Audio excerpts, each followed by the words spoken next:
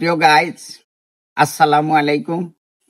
আমার এই দুইটা মামনির পরীক্ষা শেষ হয়েছে। আপনারা সবে দোয়া করবা বালা মার্ক পাইয়া যেন পাস করই।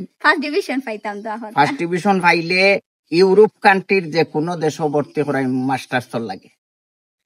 আর অনেকে মনে করা যে আমি এইচএসসি পরীক্ষার্থী বা সবে আমার জিগাইডা যে পরীক্ষা শেষ হয়েছে এইচএসসি পরীক্ষার্থী নি জিনা আমি অনার্স ফাইনাল ইয়ারের ফাইনাল এক্সাম দিছি, যদি পাস করি গ্রাজুয়েট হইতাম।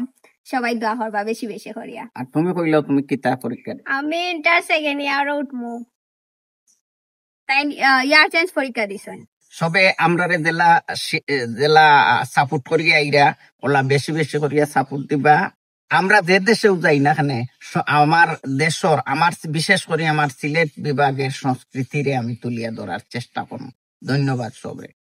এভরিওয়ান, সবে দেখলাম আমার ইনবক্সও বড়াইলিরা একটা পোস্টর লিংক দিয়া বা একটা পোস্টর স্ক্রিনশট দিয়া, মানে হে পোস্ট করছে যে আব্বা মারা গেছেন একটা ফুয়ায় আর কি। এখন জানি না এগো খেয়ে আমি চিনিও না তারে, কোন জায়গার ফুয়া আও হইতে পারতাম না। তার আইডি রিচ বাড়াইতো করিয়া পোস্ট করছে যে আব্বা মরিয়েছেন।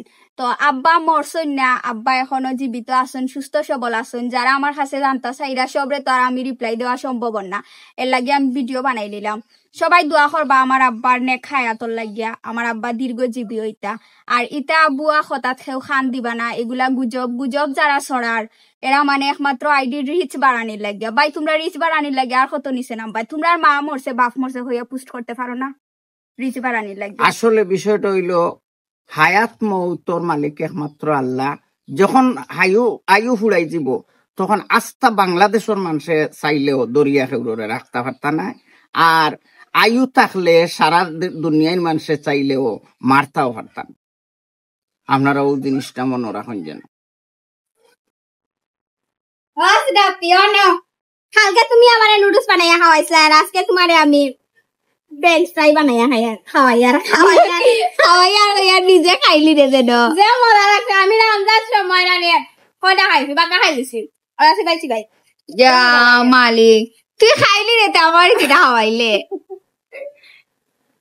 আমার বেশি ভাল লাগছে। আজকে দেখুন যে নরম হইছে, নরম করিয়া বানাইছে খাঙ্গাল দি। ওকে গাইস, এখন আমি খাইমু, খাইয়া আপনারা আরে কইমু যে আসলে মজা হইছে নি না না।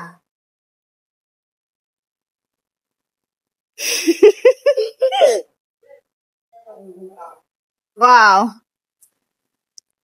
গাইস, এটা আলু ভাজি মনে হয় না, উনা দিয়া বানাইছি যাতে খাইতে কষ্ট না হয়। সিবাইতে মুখো দিয়া আলু গিলিলা মজা হইছে।